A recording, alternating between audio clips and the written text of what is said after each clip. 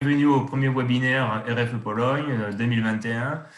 Joanna Mamchour, qui est avocate à Varsovie, va présenter le sujet de RSE. Donc, je te laisse la parole. Merci. Bonsoir à tous et à toutes. C'est un plaisir d'être ici. Je suis la nouvelle personne parmi vous. Alors, j'espère que la présentation que j'ai pour vous aujourd'hui va vous plaire. S'il y a des questions, on aura aussi le temps à la fin de cette session pour en discuter un peu. Il y a pas mal de contenu que j'ai préparé pour vous. Alors, s'il y a quelque chose qui n'est pas clair, dites-moi sur le chat ou bien ouvrez le micro pour me demander la question en direct. Est-ce que ça va? Vous avez des questions pour le moment ou on peut commencer? C'est bon? D'accord. Alors, Voilà. N'hésitez pas à utiliser le chat si vous avez besoin de poser des questions, si vous ne voulez pas parler. exactement. Alors, je commence à partager mon écran. J'espère que vous le voyez bien. Très bien. Si vous n'êtes pas très habitué en Zoom, vous pouvez aussi ajuster le mode de présentation. Même si vous avez la liste des membres participants sur votre droite, vous pouvez aussi fermer cette fenêtre et voir toute la présentation en entier. Alors, ça dépend si vous voulez voir le visage ou si vous voulez vous concentrer sur le contenu. Je vous laisse ça décider, vous pouvez le faire individuellement. Alors, le sujet pour aujourd'hui, c'est le RSE. Alors,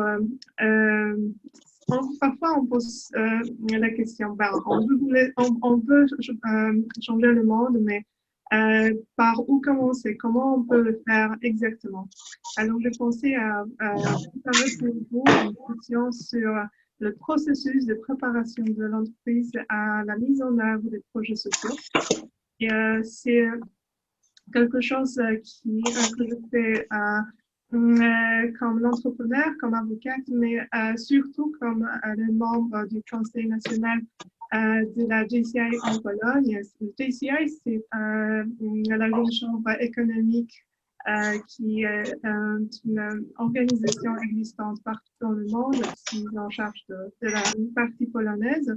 Et les expériences que je partage ici sont le mix des choses que j'ai fait déjà avec des clients et les projets qu'on a comme la JCI. Alors, vous rendez compte que nous, on est tous sur la même planète. On a un seul monde pour gérer, pour protéger. Alors, c'est le moment où nous pensons globalement, où nous opérons localement, nous nous connectons au niveau international. On peut dire qu'on est maintenant dans l'état du village global qui est notre maison et on doit le protéger. Alors c'est pour ça qu'on développe la RSE pour être nous sommes plus connectés et on a plus de relations que jamais pendant notre histoire. Alors, c'est pour ça qu'on est maintenant responsable pour ce qui va se passer dans le futur. Alors, le futur, l'avenir est entre nos mains et entre vos mains.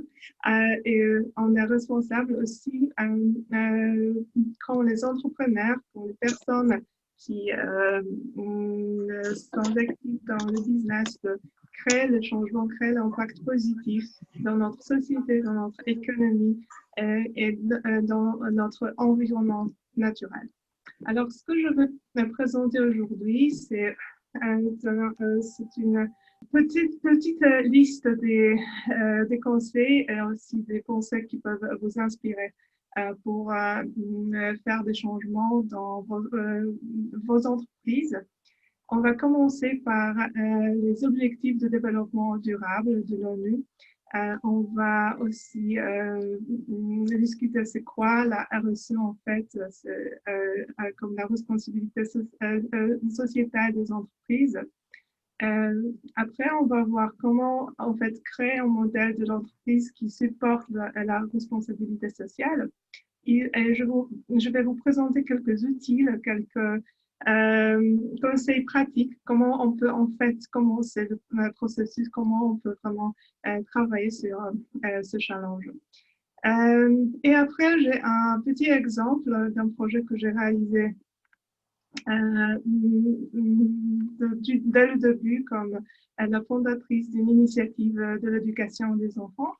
Et c'est un projet qui est très important pour moi. Alors, même pour un seul projet, je pourrais avoir 2 ou 3 heures de conversation, mais ne vous inquiétez pas, on va juste y passer quelques minutes. Mais si vous avez des questions, je suis ravie de les adresser. Bon, alors, pour la notion des objectifs de développement durable, vous avez une liste de 17 objectifs qui étaient acceptés par l'ONU, par presque 200 signataires d'une convention internationale en l'an 2015. On a considéré les sujets, les challenges au niveau global qui peuvent être adressés par le business, par les institutions. On oublie fréquemment qu'à part des challenges concernant l'environnement naturel, on a aussi des challenges économiques qui font partie des objectifs de développement durable. Alors, si on parle d'une stabilité économique de l'industrie, innovation, infrastructure, technologie, c'est aussi le développement durable. Et il est très important de garder à l'esprit parce que c'est ça aussi une opportunité que vous pouvez démontrer comme une partie de RSE dans votre société, dans votre activité. On a aussi des villes et des communautés durables, innovatives. C'est quelque chose qu'on oublie aussi parce que c'est pas directement lié aux indications de l'état de l'environnement. Mais en fait, si on réduit les problèmes dans la ville concernant l'émission créé par les bâtiments, par le trafic, ça aussi, c'est important pour le bien-être de notre planète. Et après, on a les sujets qui sont plutôt liés à l'écologie et la protection de l'environnement naturel. Et c'est ça qui est d'habitude lié directement à la notion des objectifs du développement durable. Mais n'oubliez pas, il y en a plus. Et ce qui est aussi important, c'est de créer le partenariat. Alors, l'objectif numéro 17, c'est l'objectif qui, en fait, nous donne plus de force, plus de visibilité si on peut, si on veut réaliser un objectif de développement durable, on ne peut pas le faire nous-mêmes. Il faut chercher des partenaires, il faut créer des unions, des associations qui peuvent avoir plus de visibilité et plus de valeur ajoutée grâce à cette coopération. Alors, en bref, c'est ça qu'on peut considérer comme la partie des analyses qu'on va faire dans l'autre partie de cette présentation.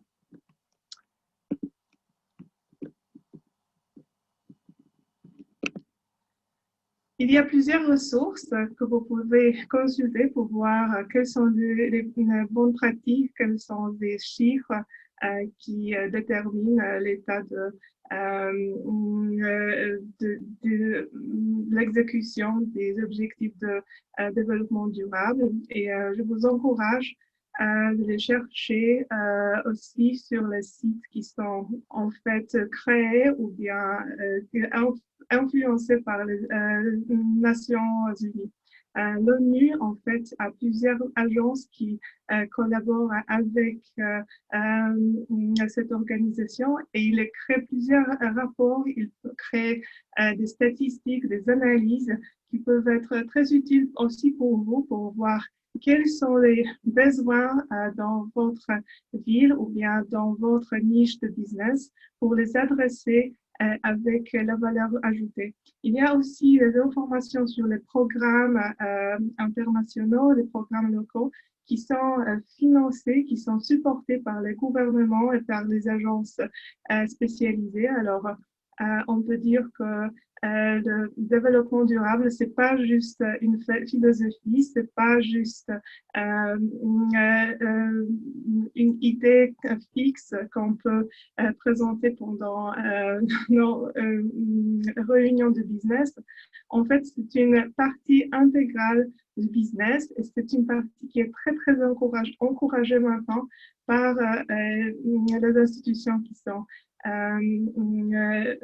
en collaboration avec business et qui sont chargés de la protection de l'environnement. Alors, il vaut bien regarder les statistiques pour voir où sont les opportunités pour vous pour réaliser des programmes qui peuvent être utiles non seulement pour votre stratégie de business, mais aussi pour vos résultats financiers. Alors, on parle de la responsabilité sociale des entreprises, mais c'est quoi exactement? On utilise aussi un nom responsabilité sociétale des entreprises ou bien CSR, Corporate Social Responsibility. Et ces notions sont utilisées de manière interchangeable. Je sais qu'il y a une discussion si on devrait dire sociale ou bien sociétale. Le terme sociétal est utilisé pour démontrer qu'il y a plus que la société, qu'on prend en compte aussi le bien-être économique et le bien-être environnemental qui n'est pas inclus dans la notion de responsabilité sociale des entreprises. Alors, il faut bien réfléchir quelle est la philosophie que vous voulez appliquer pour vous-même et voir quel est le terme qui vous plaît le plus. Pour la RSE, en fait, on comprend l'ensemble des pratiques mises en place par les entreprises dans le but de respecter les principes du développement durable, alors économiquement viable, avec l'impact positif sur la société et qui nous permet de mieux respecter l'environnement. Il y a aussi d'autres définitions. Il y a plusieurs institutions qui s'occupent de RSE. Alors, chaque institution peut créer sa propre définition, sa propre méthodologie. Ce que je vous propose pour aujourd'hui, c'est de voir les définitions faites par la Commission européenne et une autre institution que je vais présenter dans un moment. Alors, la Commission européenne a défini la RSE comme la responsabilité des entreprises vis-à-vis des effets qu'elles exercent sur la société. Alors, on y voit l'intégration volontaire des préoccupations sociales et écologiques des entreprises à leurs activités commerciales et leurs relations avec les parties prenantes. Alors, c'est quelque chose qu'on fait davantage, c'est pas juste ce qui est exigé par le droit, c'est quelque chose qu'on fait pour avoir l'impact positif à notre entourage. Il y a aussi une autre définition de l'ISO, alors International Organization for Standardization. Et cette organisation a fait sa propre définition pour établir la norme ISO qui en fait est liée à la responsabilité sociale des entreprises. On y dit que la RSE, c'est la responsabilité d'une organisation vis-à-vis des impacts de ses décisions et activités sur la société et sur l'environnement, se traduisant par un comportement éthique et transparent. Et il y a aussi d'autres facteurs qui sont pris en compte. Alors, on voit qu'on approche la RSE de plusieurs perspectives, on prend plusieurs facteurs en compte. Il y a aussi des méthodologies complexes qui démontrent les statistiques et les schémas, comment on peut en fait établir si la société est responsable au niveau social ou pas encore. Elle doit faire du travail là-dessus. Bon, alors, je suis curieuse, c'est quoi votre définition, c'est quoi votre motivation pour travailler sur le sujet de RSE. J'ai préparé une petite chose pour vous. Je vais mettre encore dans le chat les données qui sont sur l'écran. Et je voudrais bien que vous ouvrez, s'il vous plaît, vos sites Internet pour entrer l'adresse mentimeter.com ou bien menti.com et le code que vous voyez tout sur le chat est sur l'écran. On a testé, ça marche. J'espère que ça marche toujours. Si vous avez des problèmes avec l'accès, dites-moi. Je voudrais vous donner 2 minutes pour faire ce petit exercice pour connaître un peu mieux votre motivation.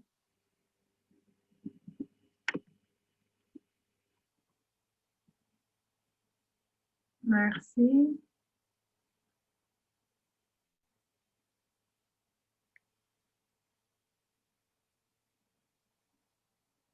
D'accord. Je vois qu'on a la prédominance de responsabilité future. Très bien. Grégory, est-ce que tu voudrais faire un petit commentaire? Qu'est-ce que tu as mis dans ton chat et quelle est la motivation pour toi? Voilà, vous m'entendez? Oui, ça marche. Ouais. Oui, Oui, donc moi, ça me paraissait. Bah, moi, j'ai choisi responsabilité et futur, donc je vois que responsabilité est assez, c'est important. Donc, je découvre hein, donc cette fonction de Mentimeter. Donc, très bien. Donc, oui, ben, effectivement, bon, la responsabilité, je pense qu'aujourd'hui, avec cette période de pandémie, de Covid, on se responsabilise de plus en plus. On va dans ce sens-là. Donc, pour moi, j'associe toujours la responsabilité et le futur, parce que je pense toujours au futur. Donc, c'est les deux sujets qui me parlent le plus. Donc voilà, moi, c'est. d'accord. Merci beaucoup. Sophie, est-ce que tu voudrais aussi dire un petit mot? Ben, moi, j'ai ajouté peut-être quelque chose enfin, voilà, qui était un petit peu différent aussi sur, sécuriser les achats. Tout simplement pour faire penser aussi que du coup, quand, du coup on a des résultats sur ces performances RSE, ça peut permettre aussi aux clients, du coup d'avoir, voilà, d'être plus sûr, des achats qu'il va faire en connaissant la performance RSE de ses fournisseurs et aussi donc voilà tout ça, tout au long de la supply chain quoi, finalement. Pour aller jusqu'au client, au final, qui pourra être rassuré sur ce qu'il achète. Très bien. Merci beaucoup pour cette explication. Est-ce qu'il y a encore quelqu'un qui voudrait dire un petit mot pour partager ses réflexions sur la RSE?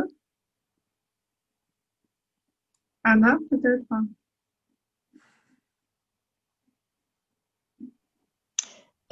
Bon, moi j'avais mis se différencier parce que pour moi c'est une manière de justement de se différencier des autres pour être concurrent peut-être.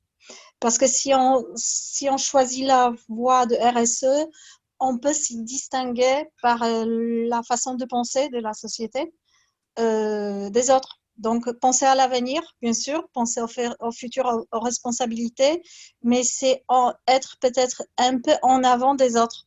C'est-à-dire en pensant de l'entreprise, c'est une manière de se différencier des autres, de la concurrence. Très bien. En fait, c'est quelque chose qui est fréquemment oublié et parfois, j'ai remarqué qu'en Pologne, on ne croit pas que c'est possible. Et il y a des sociétés qui doutent qu'on pourra en fait être une société qui est responsable, et en fait fait un business lucratif, mais comme tu dis, c'est possible. En fait, c'est une manière de se distinguer, d'être un peu différent des concurrents. Est-ce que quelqu'un d'autre voudrait aussi dire c'est quoi la RSE pour vous, pourquoi ça vous intéresse? Peut-être moi, je ne sais pas si vous m'entendez ou pas. Oui, Ça marche. Ah, ok, ça marche. Excusez-moi, tout d'abord, excusez-moi pour mon retard. Tout au début, j'ai pas pu désactiver mon micro et c'était un peu compliqué avec l'application, mais bon, ça marche. Alors, bonsoir à tous. Tout d'abord, moi, j'ai mis aussi la responsabilité, mais aussi la technologie. Ce qui m'intéresse, ce sont les nouvelles technologies qui peuvent nous aider à gérer tous les processus et tout ça. Et je pense que c'est un aspect très important sur ce sujet. oui, je suis tout à fait d'accord. Merci pour ça. Merci Alicia. Alors, on a vu vos motifs, on a vu votre inspiration ou bien la motivation que vous avez pour s'intéresser à RSE. Alors, vos motifs vont déterminer vos moyens d'agir, en fait. On doit se poser la question, pourquoi on va faire quelque chose? Pourquoi le sujet de RSE vous intéresse? Pourquoi vous voulez faire des changements dans votre manière de penser, de vos activités de business? Et vous allez voir pourquoi c'est important. Ça, en fait, va dicter et déterminer les décisions que vous allez prendre et aussi les facteurs qui vont décider pour vous si vous considérez votre business comme succès ou pas. Alors, il y a un groupe où on pense par il faut présenter les rapports extra-financiers. Alors, c'est pour ça qu'on doit faire la RSE. Il y a maintenant la pression des régulateurs, des parlements, y inclus l'Union européenne, pour faire des rapports qui incluent non seulement les résultats financiers, mais aussi ce qu'on fait pour la responsabilité sociale des entreprises. Et c'est pour ça que plusieurs entreprises prennent la décision de donner des financements aux projets qui n'ont rien à voir avec leur business, ou parfois elles veulent compenser les effets négatifs de leurs activités de business. Et, par exemple, les sociétés pétrolières veulent donner de l'argent pour sauver l'environnement. Alors parfois, c'est un peu contradictoire, mais c'est ça qu'on met après dans les rapports financiers. Vous voyez qu'il n'y a pas toujours d'intégrité dans ces actions-là. C'est parfois juste parce qu'il y a une obligation légale qu'on doit remplir et c'est pour ça qu'on s'intéresse à RSE. Parfois, on a une combinaison. Alors, il y a aussi des motifs qui sont qui vont au-delà des rapports, mais il faut se répondre très honnêtement pourquoi vous, dans votre société, dans votre activité, vous voulez en fait faire un changement et inclure la RSE. Il y a aussi des personnes ou bien des sociétés qui sont très, très focalisées sur l'impact positif de ce qu'elles font. Alors, c'est l'impact positif sur l'environnement, sur l'économie et la société. Et c'est ça le critère pour ces sociétés de choisir les projets qu'ils vont mettre en place, ils vont la supporter et donner le financement pour les développer. Parfois, c'est une partie des activités régulières d'une entreprise où l'entreprise veut changer son modèle, sa manière de fonctionnement. Parfois, c'est quelque chose qui est plutôt lié à la collaboration, au partenariat avec des partenaires extérieurs comme les fondations, les associations, et on veut en fait supporter des initiatives qui ont un impact positif, mais qui ne sont pas vraiment liés à notre business principal. Et alors, le sujet de notre session, c'est comment commencer le processus de la mise en œuvre des projets RSE. Alors, j'ai préparé quelques conseils pour vous que vous pouvez utiliser dans votre activité chez vous. Alors, on peut commencer par la création d'un modèle de l'entreprise qui supporte la responsabilité sociale. Et par exemple, on peut utiliser le modèle de Business Canvas. Je ne sais pas si vous êtes qui vous avez déjà travaillé avec ce modèle. C'est assez connu parmi les entrepreneurs, mais ce n'est pas toujours pris en compte au niveau de RSE. Alors, comment on peut créer la valeur ajoutée pour notre société, l'environnement, l'économie, en utilisant juste une méthode de l'analyse, d'optimisation de ce qu'on fait déjà. Alors, ce que vous pouvez faire pour commencer avec, c'est analyser votre business existant. Vous pouvez créer une fiche comme ça où vous mettez la proposition de valeur de votre société. Alors, ce sont les services ou bien ce sont les produits que vous proposez. Et après, vous voyez quelles sont les activités clés, quelles sont les ressources, les partenaires qui sont nécessaires pour réaliser ce modèle. Après, vous analysez quels sont les clients que vous voulez travailler avec ou bien donner la valeur ajoutée pendant votre développement et les services que vous voulez maintenir dans votre société ou bien ajouter pendant, par exemple, cette année quand vous voulez développer votre business. Et vous mettez ici aussi comment vous voulez créer les relations avec les spécifiques segments des clients et comment vous voulez communiquer votre offre de business. Alors, tout ça, bien sûr, va à la fondation financière. Alors, vous devez analyser les coûts et les revenus de cette activité. Alors, ça, c'est quelque chose que vous avez déjà à votre disposition. Tout ce qu'il faut faire, c'est d'analyser où sont les opportunités d'optimiser vos activités. Peut-être qu'il y a quelque chose que vous pouvez annuler de votre business qui n'est pas vraiment positif pour l'environnement ou bien pour les activités sociales. Parfois, vous pouvez ajouter quelque chose qui a la valeur positive pour vos clients ou bien aussi pour la société dans le sens large. Juste la semaine dernière, j'ai parlé avec une amie qui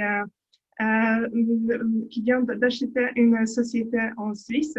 Elle m'a dit que c'était très intéressant parce que c'est une société qui produit des cosmétiques naturels. Et ce qui était vraiment très important pour elle, c'était de voir comment elle peut contribuer à bien-être de la société ou bien de supporter un groupe social qui peut nécessiter l'aide. Elle a décidé qu'elle va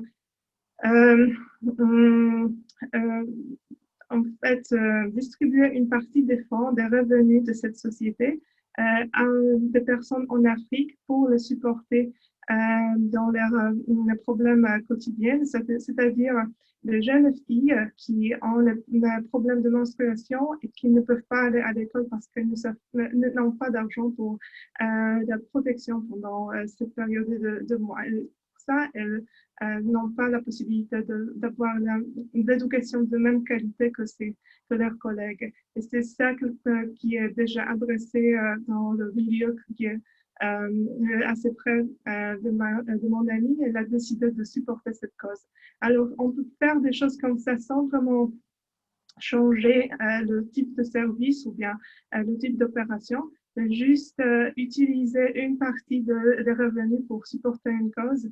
Et parfois, c'est aussi important pour nos clients qui vont choisir ces produits-là parce qu'ils vont après aider des autres causes, ou bien de personnes qui sont engagées dans de certains projets. Alors, je vous encourage à faire cette analyse vous. Ça coûte rien si vous le faites vous-même. Bien sûr, il est aussi possible de consulter de telles analyses à l'extérieur, mais c'est quelque chose que vous pouvez faire même ce soir si vous voulez chercher de nouvelles opportunités.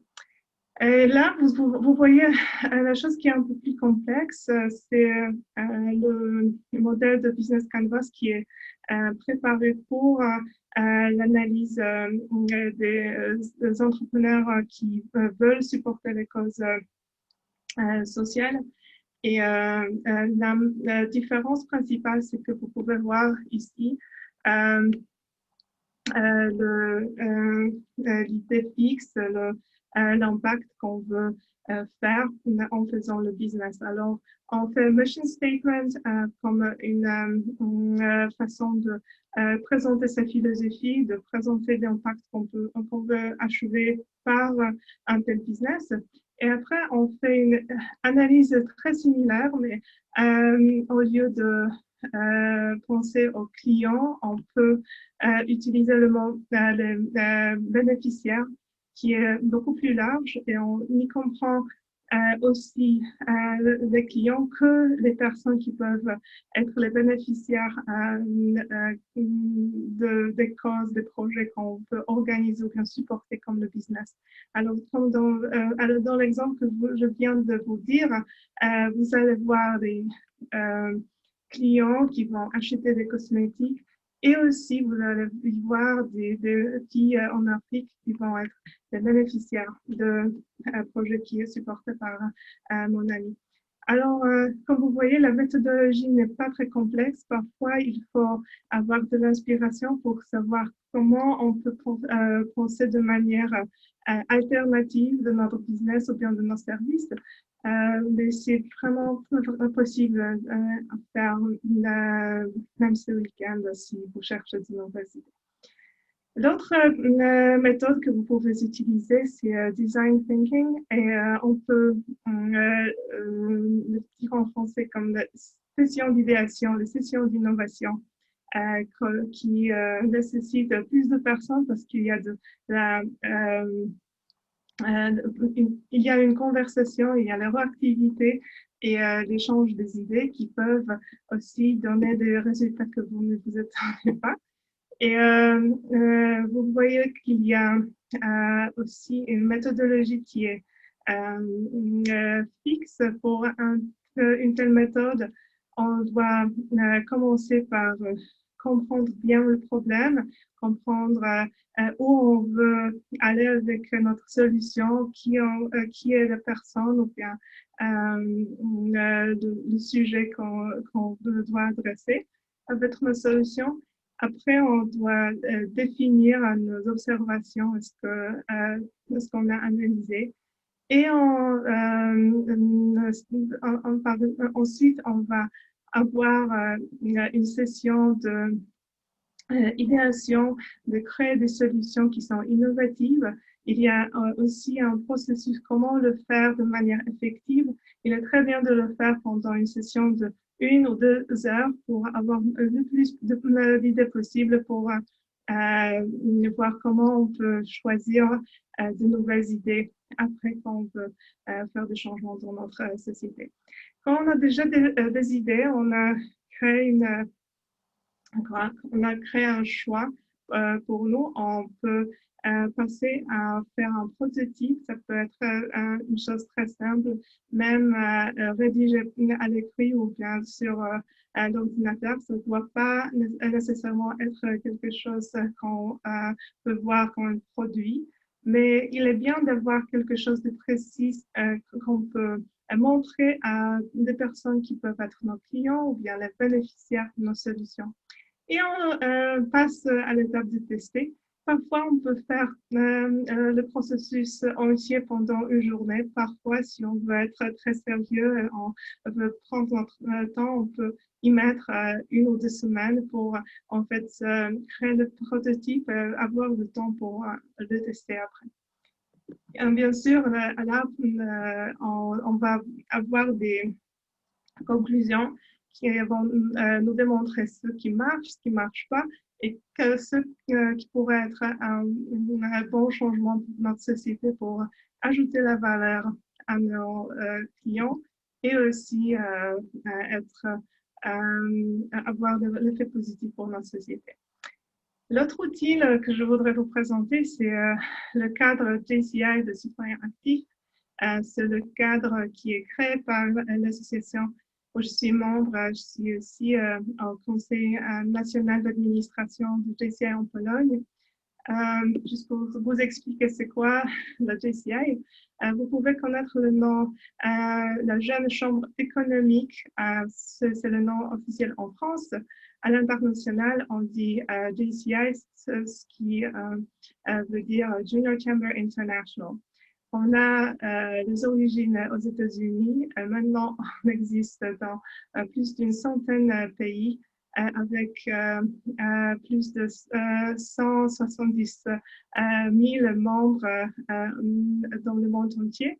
On est des entrepreneurs, des professionnels et des citoyens actifs qui veulent créer le changement dans le monde, qui veulent avoir l'impact positif. Alors, à part des opportunités pour notre business, pour le networking, pour le développement personnel qu'on a à JCI, en fait, on a aussi beaucoup d'outils, de méthodologies qu'on peut utiliser pour avoir l'impact positif dans notre société locale ou bien dans nos business qui peuvent devenir plus responsables grâce à nos activités.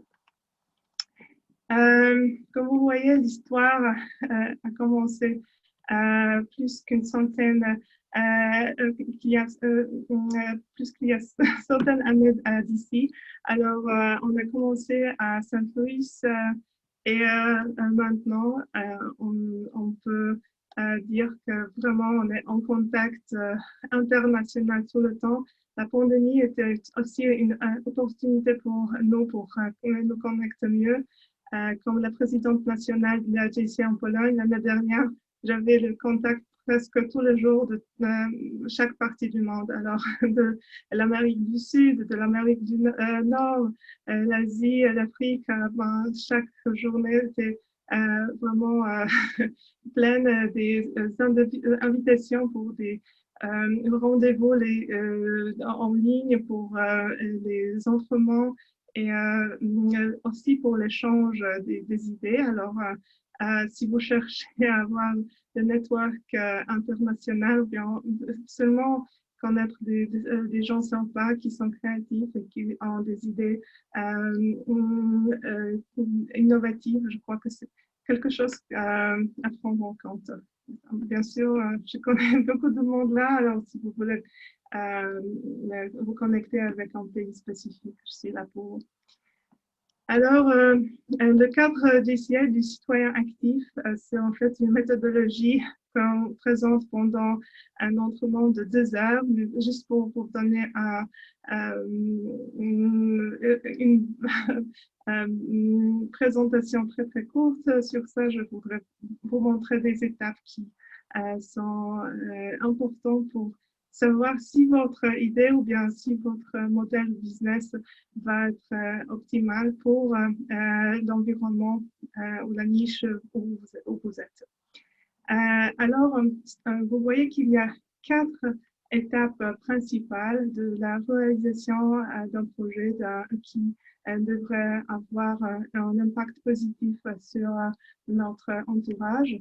Alors, on doit commencer par l'analyse. Il faut examiner les besoins de la communauté.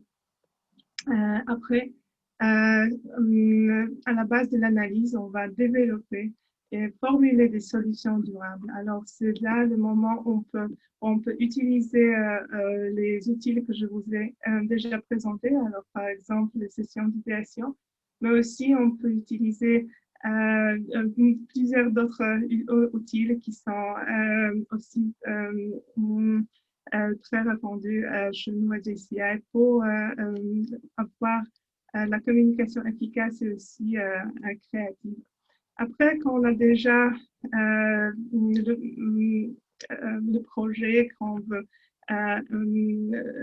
mettre en place, on passe à l'exécution. Alors, il faut prendre les mesures nécessaires à la réalisation du projet. On va commencer la collaboration avec des personnes qui ne font partie du projet, mais aussi avec des partenaires. Alors, comme je dis tout à l'heure, il est très, très difficile de faire un bon projet qui a l'impact positif sans la collaboration extérieure. Alors, pendant la vie du projet, pendant le processus de planifier vos activités, il faut vraiment penser à des personnes, des sociétés, des associations, des institutions qui peuvent supporter votre idée. Parfois, on oublie l'administration publique qui peut être aussi un grand support pour vos projets, surtout si ce sont des projets qui sont faits dans le domaine public, qui peut être aussi financé ou bien qui peut recevoir de la promotion de la part des autorités locales. C'est très, très utilisé en France. Ça dépend du pays et des relations locales avec l'administration. Jusqu'à quel point on utilise une telle collaboration avec des autorités publiques. Mais si vous avez des intentions de vous développer, il faut bien le prendre en compte aussi. Et après l'exécution, on doit voir si on a vraiment achevé le résultat qu'on avait anticipé. Il faut examiner et évaluer les résultats. Et si on voit que c'était un succès, c'est très bien. On peut voir qu'on peut faire le projet encore une fois pour, par exemple, une autre société locale ou bien dans le domaine pareil. Si on n'a pas eu des résultats qu'on voulait avoir, en fait, on va recommencer l'analyse et passer chaque étape encore une fois jusqu'au moment où on va aboutir avec le résultat anticipé et voulu par notre équipe. Alors, comme vous avez vu, on a commencé par l'analyse. Et cette analyse doit être focalisée sur l'analyse des besoins. Et pourquoi? C'est parce qu'on a parfois des idées qui peuvent être très créatives et on a vraiment l'impression qu'elles vont changer le monde, mais en fait, si on l'analyse bien, il paraît que personne n'a besoin de cette solution, ou bien il y a des alternatives qui sont déjà utilisées par des personnes qu'on veut supporter. Alors, c'est pour ça qu'on doit vraiment prendre le temps pour analyser c'est quoi exactement que les gens veulent, quels sont les besoins au niveau de l'environnement ou bien l'économie, faire des enquêtes, des analyses pour ne pas perdre le temps ou bien des ressources. Et comme la partie de l'évaluation des besoins, il faut définir et résoudre les problèmes. Alors, rassembler les informations existantes, analyser les informations, rencontrer les dirigeants et décider des priorités. Après, on passe à l'analyse de cause et effet. Il faut être conscient que parfois, les choses posent des problèmes, mais on a du mal à identifier c'est quoi exactement la cause. C'est la vraie cause d'un tel problème. Dans notre entraînement officiel, on a plusieurs exercices et plusieurs exemples de comment on peut appliquer cette analyse et comment on peut commencer à penser dans ce cadre-là. Bien sûr, pour aujourd'hui, on n'a pas tellement de temps pour le faire en détail, mais quand même, je voudrais pour vous montrer quels sont les aspects à prendre en compte. Alors, si vous avez déjà identifié la cause principale, alors vous avez demandé c'est quoi exactement qui cause l'effet qu'on n'aime pas, l'effet qui est négatif pour la société, on peut l'adresser par un projet ou bien un programme. Le projet est spécifique parce qu'il a toujours un délai spécifique. Il y a un but qu'on veut achever et on peut faire du monitoring dans la période prédéfinie. Alors, par exemple, un mois, une année, etc. Pour un programme, c'est plutôt la continuité qui compte et avoir des activités qui vont être supplémentaires l'une à l'autre. Alors, on va voir comment ça se développe pendant le temps, mais on ne va pas déterminer la fin du projet en planifiant nos actions. Alors, si vous voulez faire des choses qui sont un peu plus prévisibles, qui sont plus mesurables, je vous encourage à tester des projets qui peuvent être des choses ponctuelles, par exemple pour un mois, 2 mois. Vous allez voir si vos hypothèses en fait sont confirmées, si vous avez bien analysé les causes et bien analysé les besoins de vos bénéficiaires. Et si vous voyez qu'il y a quelque chose à corriger, il est plus facile de le faire si vous vous donnez plus de temps après pour le refaire. Au lieu de faire un programme qui est la continuité où il est difficile de faire l'évaluation spécifique et voir si vous avez fait du progrès. Alors c'est ça, encore une fois, la méthodologie de commencer un tel projet ou bien un tel programme. Bien sûr, si vous êtes intéressé par ce sujet, je suis ravie de vous dire un peu plus après notre réunion d'aujourd'hui. Alors, je vous ai promis un exemple pratique pour aujourd'hui, mais je voudrais vous demander si vous avez des questions, si vous avez des commentaires sur ce que je viens de dire.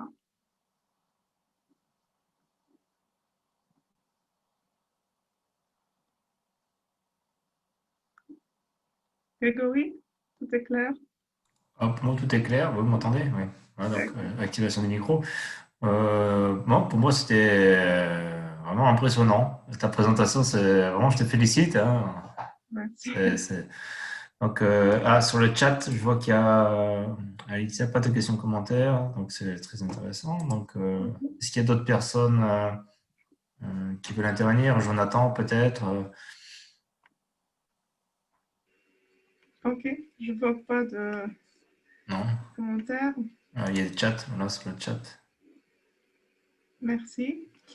Bon, alors je vais vous donner un exemple pratique d'un projet que j'ai réalisé moi-même. Alors, j'ai utilisé en fait les outils que je viens de vous présenter.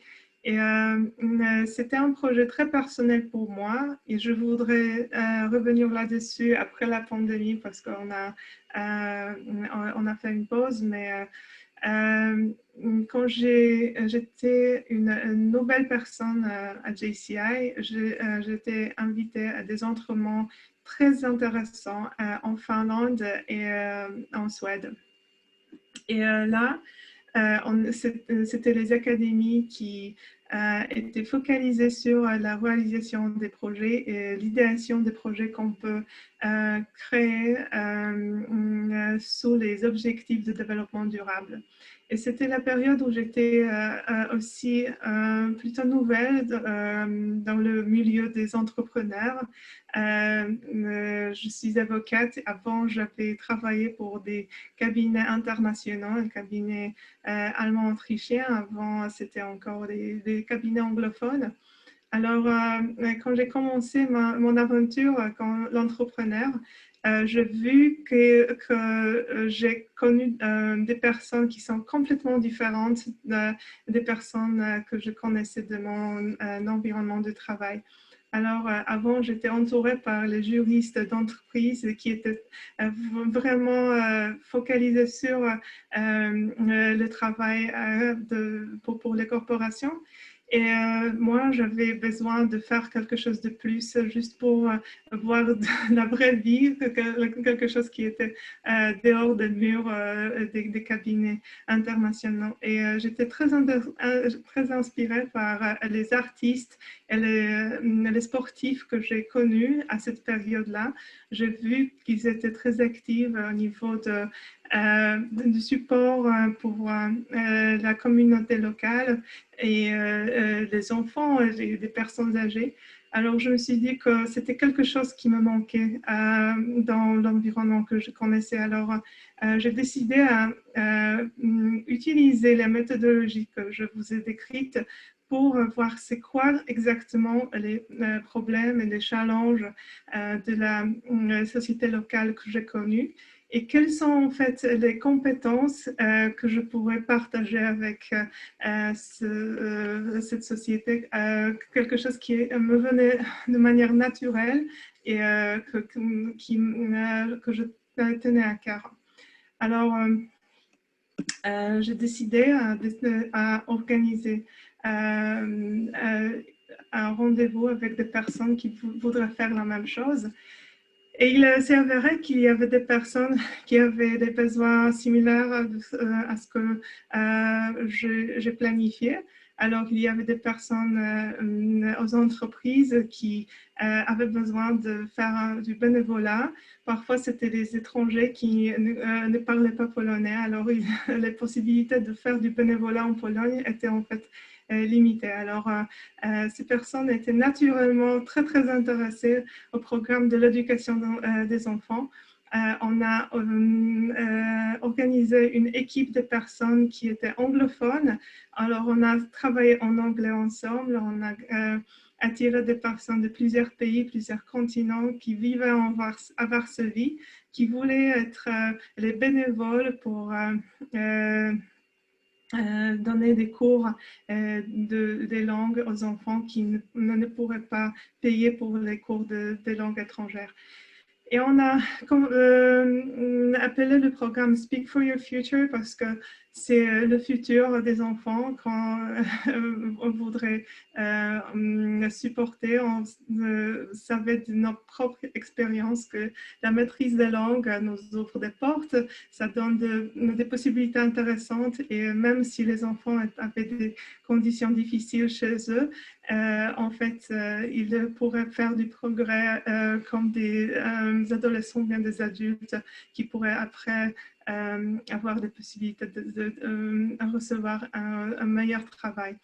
Et il s'est avéré qu'on avait encore plus d'effets positifs parce qu'on a créé une vraiment bien coordonnée communauté des étrangers qui étaient de plusieurs pays, de plusieurs religions, de plusieurs couleurs de peau. Et on a créé en fait l'esprit d'équipe parmi des personnes qui ne savaient pas connaître, mais ils se sont sentis très bien entre eux. Alors, c'est ça l'idée générale de ce qu'on a fait.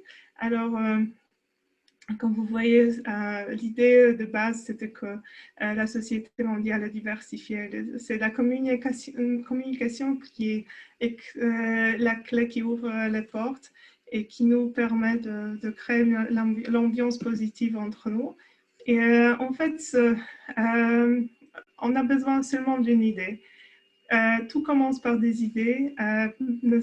L'ordinateur que vous avez devant vous, la porte que vous avez, le mur que vous avez, c'était juste des idées dans les têtes des personnes qui les avaient créées. Et après, ça devient quelque chose de réel. C'est la même chose avec des activités, des projets que vous pouvez réaliser chez vous.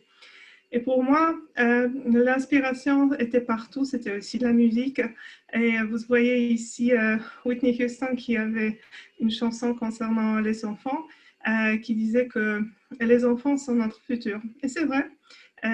Alors, c'était quelque chose qu'on partageait comme la philosophie avec des autres personnes qui ont participé dans le projet. Alors, on a aussi constaté que l'imagination des enfants et les potentiels naturels n'ont pas de limites. Alors, on a décidé de proposer le projet comme un expériment à une école avec le programme intégratif pour les enfants qui ont le style d'études standard et les enfants qui ont des challenges de l'intégration dans le groupe, de challenges concernant leur habilité d'étudier.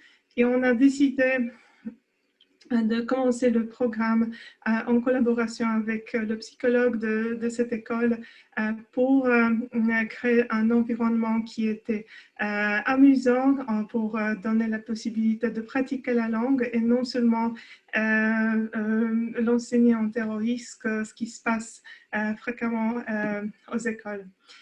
Et comme le système scolaire n'est pas conçu pour développer des talents, on a décidé aussi de nous concentrer sur le potentiel des enfants et les encourager et avoir des conversations avec eux. Et en fait, grâce au fait qu'on avait des personnes de plusieurs pays, de plusieurs apparences, les enfants ont compris qu'on est juste des gens. On peut avoir des apparences différentes, mais on a les mêmes cœurs qui veulent partager de l'énergie positive. Et, au début, c'était un peu difficile parce que c'était nouveau, mais après quelques semaines, les enfants se sont habitués et c'était vraiment génial de voir comment elles ont absorbé le vocabulaire et ont commencé à avoir des conversations en langue étrangère. Et la période de création de ce projet nous a pris vraiment beaucoup de temps dans une courte période. Alors, en fait, on a passé d'une idée dans ma tête jusqu'à la réalisation de cette idée à l'école en 6 semaines, y compris la planification du projet, les conversations avec l'école, les psychologues et les entraînements qu'on a offerts à nos bénévoles pour les préparer au travail avec les enfants. Alors, en fait, on a communiqué cette idée à des tuteurs ou bien des parents des enfants et on a dit de manière ouverte qu'on n'est pas les enseignants, qu'on est les professionnels qui maîtrisent la langue et on a demandé si c'est OK pour eux de participer à l'expériment qu'on a créé. On a dit que c'était le pilotage, c'était l'expériment et les parents étaient très très heureux d'avoir une telle possibilité. Ils ont supporté nos démarches. Après, on a commencé la collaboration avec une fondation qui nous a introduit à des maisons des enfants qui étaient séparés de leurs parents naturels. Alors, on a travaillé aussi de manière individuelle, ce qui posait ces challenges, mais aussi donnait de satisfaction pour les personnes qui étaient des bénévoles pour cette partie du projet. Alors, je crois qu'on a vraiment aider des personnes adultes et les enfants. Alors, les adultes avaient le sentiment de pouvoir partager leur potentiel, leur énergie, leur passion avec les jeunes. Les enfants, de l'autre côté, étaient encouragés et parfois, en fait, les enfants ont vu qu'il y a quelqu'un qui fait attention à eux. Alors, c'était plus même ça qui est à la valeur ajoutée que la langue parfois, parce que les enfants parfois avaient besoin de l'attention supplémentaire des adultes. Et tout ça, c'était en fait pendant la période où on réalisait de manière active l'initiative Peace is Possible, qui était lancée par le président mondial de la JCI, qui était de provenance d'Afrique. Et en fait, on supporte cette initiative toujours, mais depuis ce temps-là, on a déjà eu de nouveaux présidents mondiaux parce qu'on a l'idée de leadership qui est planifié pour un an. Et c'est un aspect très important de notre organisation de manière globale, en fait. Oui, alors ces projets adressaient au moins 3 objectifs de développement durable. Comme vous voyez, l'éducation de qualité, le travail et croissance économique et la réduction des inégalités. Et je crois qu'on voudrait bien y revenir quand on a des conditions favorables pour le faire. Alors, je voudrais vous montrer notre équipe. Une des sessions d'idéation, on se rencontrait de manière régulière. On peut voir ici des personnes de Turquie, des États-Unis, d'Irlande, du Brésil, de l'Ukraine, de l'Inde, de Latvia. Alors, vraiment, la diversité qui était toujours très importante pour nous et des activités avec des enfants pour les aider à mettre leurs connaissances en pratique. Alors, c'est ça ce que j'ai planifié pour vous pour cette heure d'aujourd'hui. Et j'espère que vous avez eu de nouvelles idées après cette session. Et si vous avez des questions, je suis ravie à les adresser.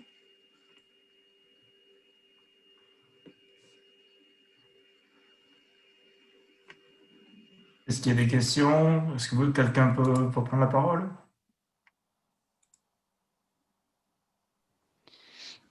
Merci Johanna pour Sophie. ta présentation, c'était super. Et bravo aussi pour le travail avec la fondation, vraiment c'est super. Moi je voulais savoir, je me demandais juste, je suis curieuse de savoir comment on parlait des autorités locales et comment ça se passe en Pologne? Est-ce que la RSE est beaucoup prise en compte par les autorités publiques ou pas, enfin peut-être moins qu'en France? Je crois que c'est toujours un peu moins qu'en France. Personnellement, j'ai moins d'expérience avec les autorités publiques qu'avec des personnes individuelles et des entrepreneurs. Je sais qu'il y a plusieurs programmes qui sont vraiment dédiés au projet qui supporte RSE, mais il faut vraiment chaque fois analyser si on va remplir des conditions. Il y a des sites Internet où on peut trouver l'information mise à jour où on a des projets ouverts qui sont financés par le gouvernement. On peut y appliquer. Alors, tu devrais voir vraiment quelle est la niche que tu voudrais adresser et voir avec ces listes des projets si tu peux qualifier. De manière générale, je crois que France est un peu plus réceptif et il y a plus de la culture de supporter de tels projets. Ok, merci.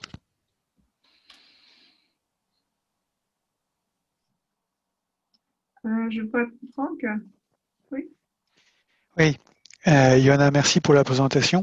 Merci effectivement pour l'enthousiasme que tu y mets. Je voulais te poser une question. Est-ce que tu penses qu'il y a un intérêt, et si oui, lequel, à essayer en plus de faire les actions en tant qu'entrepreneur, mais de se faire labelliser? Je pense par exemple à Bicorp. On parlait de la différence entre la Pologne et la France, la notion de société à mission en France, qui s'est développée depuis la loi Pacte il y a 2 ans. Est-ce que tu penses que ça a un intérêt, cela, et lequel? Parce que en tant qu'entrepreneur, il est clair que tu as donné plusieurs définitions de la RSE, mais il y avait la notion de viabilité économique aussi. Est-ce que ces choses-là peuvent être utiles pour ça? Je crois qu'il y a toujours des choses qu'on peut prendre en compte en commun. Je crois que les aspects économiques et les aspects de croissance sont vraiment importants. Et c'est aussi quelque chose qui était mentionné par Anna. Alors, je crois qu'on peut vraiment qualifier la RSE comme la partie de modèle de business et aussi d'un avantage vis-à-vis des concurrents. Et comme je dis tout à l'heure, pour la Pologne, c'est toujours le début de cette telle démarche. Je vois que la France a beaucoup plus euh, d'expérience, mais aussi la culture qui est vraiment ciblée autour de RSE.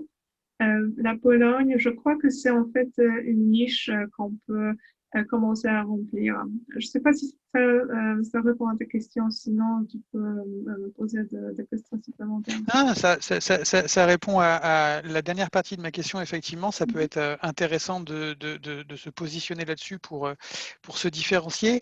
Et en amont de ça, c'était est-ce que ça vaut, c'est différenciateur et est-ce que ça a fait une vraie différence, que c'est utile de se faire labelliser, par exemple de faire le travail nécessaire pour devenir, je sais pas, Bicorp, parce que c'est ce que j'ai vu, mais il y a peut-être d'autres choses, ou d'avoir une certification ISO, mais là ça devient compliqué, je pense.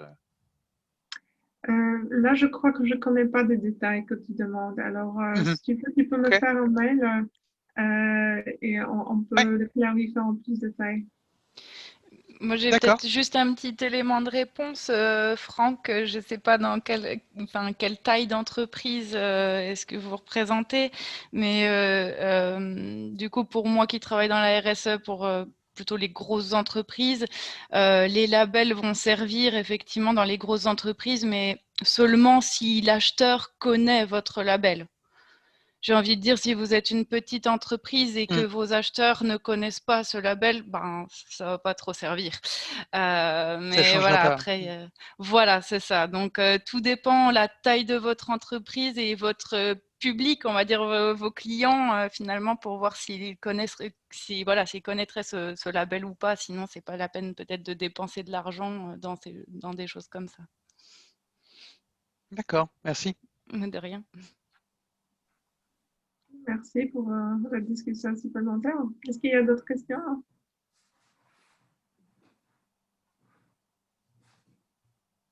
Bon. Je pense que globalement, le sujet était très intéressant. On a bien fait d'inaugurer cette année avec un tel sujet. Vraiment, je tiens à te féliciter, Johanna, parce que c'est tout le travail accompli. Je vois à travers les commentaires. Donc, j'espère qu'on aura l'occasion de collaborer ensemble sur d'autres webinaires dans l'année. Donc, Oui, ce sera sympa. donc, tu m'as soumis une liste. Donc, on va étudier tout ça pour RFE. Alors, RFE, RSE. Donc, bon, la prochaine fois, ça sera pas. On va changer on va changer le nom, bien sûr. Mais voilà, donc s'il n'y a pas d'autres questions, je regarde sur le chat. Oui, Non, de voilà. ma part, je peux te dire que en fait, c'était le premier webinaire que j'ai fait en français entièrement parce que je travaille d'habitude en anglais, alors je dû en fait faire du travail de mon cerveau de changer de langue. Mais j'espère que c'était compréhensible. Voilà, la francophonie a sa place dans les webinaires en Pologne, hein, donc c'est avec des sujets liés à l'entrepreneuriat, donc on est là pour ça. Donc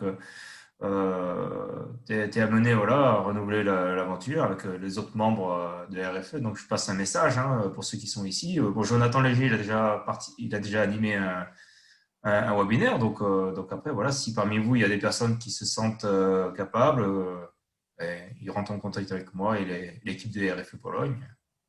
Oui, alors aussi, si vous voudriez peut-être travailler sur vos modèles de business, c'est quelque chose que je peux développer avec vous pour avoir une approche individuelle.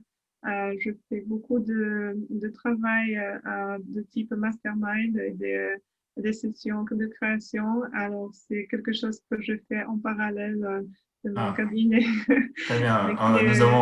Nous avons Christophe Carly, qui n'a pas pu venir ce soir, mais Christophe Carly qui est spécialiste mastermind à Varsovie international. Donc, c'est l'occasion de se mettre en contact et puis peut-être tous les deux faire quelque chose ensemble. Pourquoi pas? Voilà, de toute façon, on reste ouvert à toutes ces initiatives francophones. Donc, je pense qu'on peut conclure et arrêter l'enregistrement. Oui, alors j'arrête l'enregistrement. Merci Voilà. beaucoup.